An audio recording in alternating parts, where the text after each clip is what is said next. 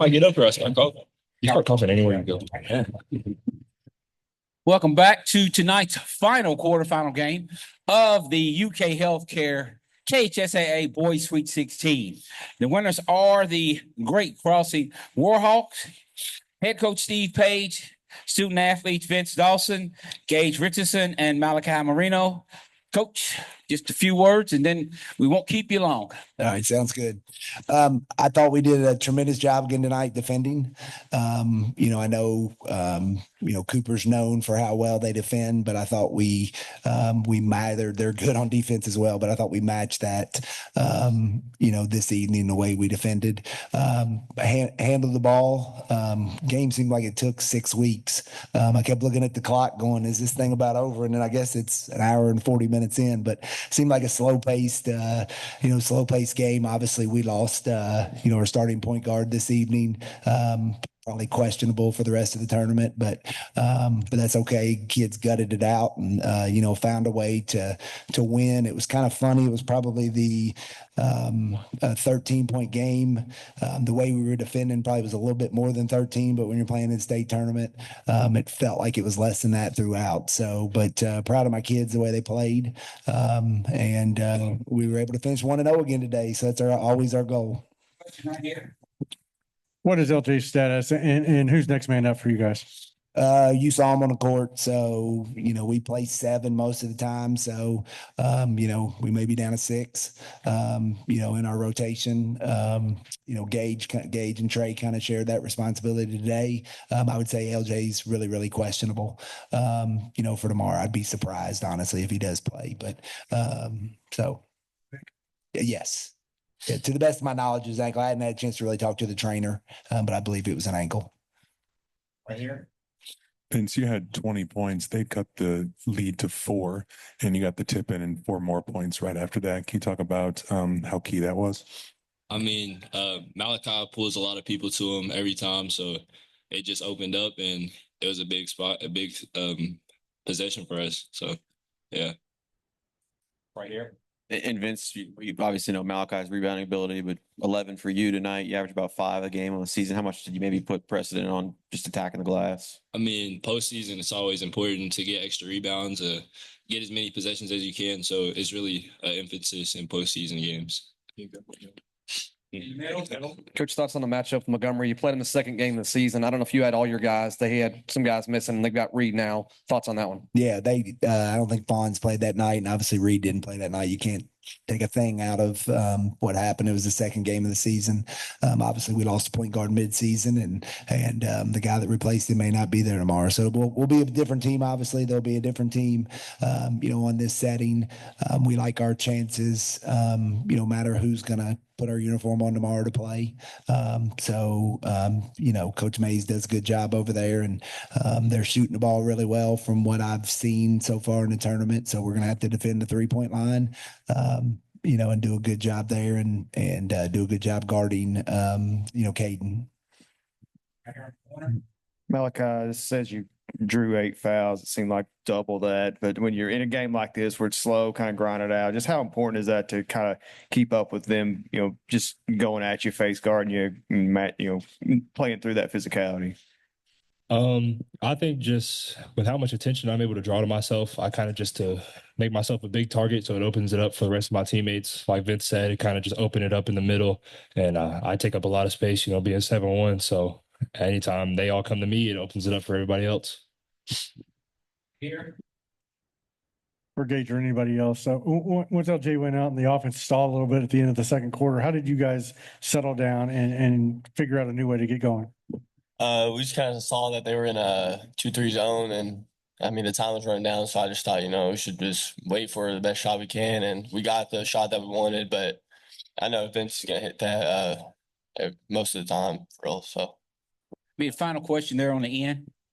Coach, just speak to your team's ability to funnel everything into Malachi. And I had 7 block shots, then maybe Malachi added on to that, just the opportunity that presented itself with that. Yeah, I mean, that's always our goal, is to see if we can funnel, drivers, if they beat us off the drive, funnel them into him.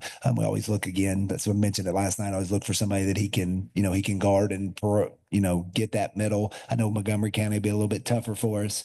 We'll probably have to hope, the kid he guards, because he's going to have to help a little bit, doesn't make shots. But yeah, we always do that. I mean, he changed the shots. They were, 14 for 48. So, you take 7 block shots out, could have been 21 for 48, close to 50%, and we may not win the game. So, so that's kind of what we always, always look to do. We try to get kids not to reach on drive so they don't foul, and just we always tell them, let Malachi take care of things on the inside. And he does a great job of doing that, without fouling. Yeah, well ended on that note. Coach, congratulations to you and the Great Crossing Warhawks. Good luck tomorrow in the semis. Thank you. Thanks, guys. We have the Cooper Jaguars. We have head coach Tim Sullivan, student athletes Isaac Brown, Jaden Combs, and Andy Johnson. Just coach comments, please. It's that second worst day of the year as a coach, when you got to look your kids in the eyes and when it's over, and just talked about how proud we are of them, man, and the way they went out there tonight and competed, and not just tonight, but the entire year, and the way that I don't know how many people thought we were going to be in this situation at this time of year for these kids, but what they did this year is we talk about leaving a legacy, and the legacy they left is bigger than a state quarterfinal Sweet 16. They learned how to be men. They learned how to grow up and make decisions for themselves and stand up for what they believe in. And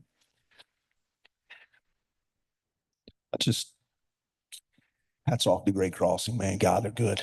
And we did everything we could, and we fought, but we got beat tonight. And you look at the numbers and it tells everything. But just like I told him in the locker room, they're not going to be remembered for that game right there. They're going to be remembered for the 2024-25 group that stood up for something and made themselves a group of family that has a bond now that will last a lifetime. And that's all we can ask for, is for kids to grow up and make decisions and come together for a greater purpose. And just, I can't put into words how proud I am. How proud I am to be their coach. How proud I am to be a part of their program. Just, I'm in love with these guys, and I don't want it to end. I don't want it to end, and just so proud. Just a special group. Questions? Tim, you said this is the second worst day. What's the worst day? First, there's 2 days that are terrible, and that's when you got to cut kids in the beginning. After that third day of tryouts, you got to look a kid in the eye and tell them that they're not good enough. And they gave everything they had to give to you, and then you get to this point, and you got to walk in that locker room, and you got to have the words to try to help these young men get through a really tough time that they think in this moment is the end of the world because of everything that they've invested. And just like when a kid gets cut, it's crushing to them. But the sun will rise tomorrow, and our feet will hit the floor, and we'll move on. And these guys will become great men. They'll become great brothers and great fathers, and great whatever they do. And that's all we can ask as a coach. Right here. Coach, even when Malachi's not blocking shots, you just feel like they were second guessing and thinking, where is he, rushing things? How hard is that just to even prepare for in less than 24 hours?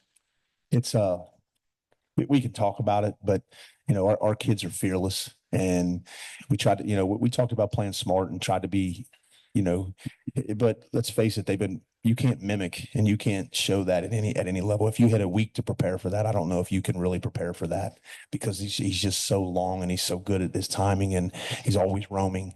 And our guys just kept fighting and kept going, trying to go get it. And I thought we made some really good decisions, and probably could hit some more shots, but he comes from nowhere, and he's a really special young man. Final questions?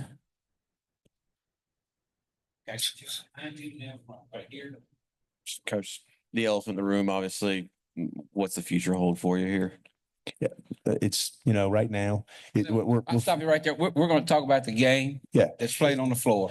Okay. and I can, tomorrow I'm going to wake up and I'm still the coach at Cooper High School, and we're going to be fine. And these guys are always going to be my sons. I got two sons in that locker room right now, a 10-year-old and a 16-year-old, but I've got a whole group of other sons that are part of my family now, and their legacies on this program, and again, the sun will rise and we'll figure it out.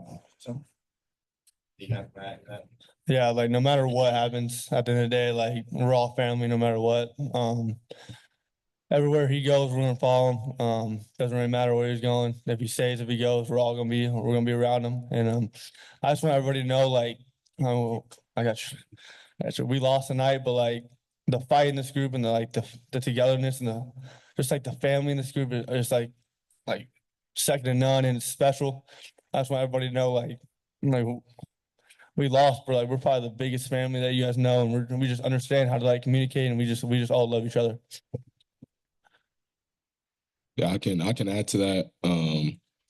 It looks like we lost tonight, but overall, just because we lost on the floor doesn't mean we lost this year. I mean, we came into the year, people are looking at us like, we're gonna be out in the semis of the region, or we're not gonna make it. And I mean, we kind of shocked a lot of people. I mean, we were undefeated in the region, so that's a really hard thing to do in our region.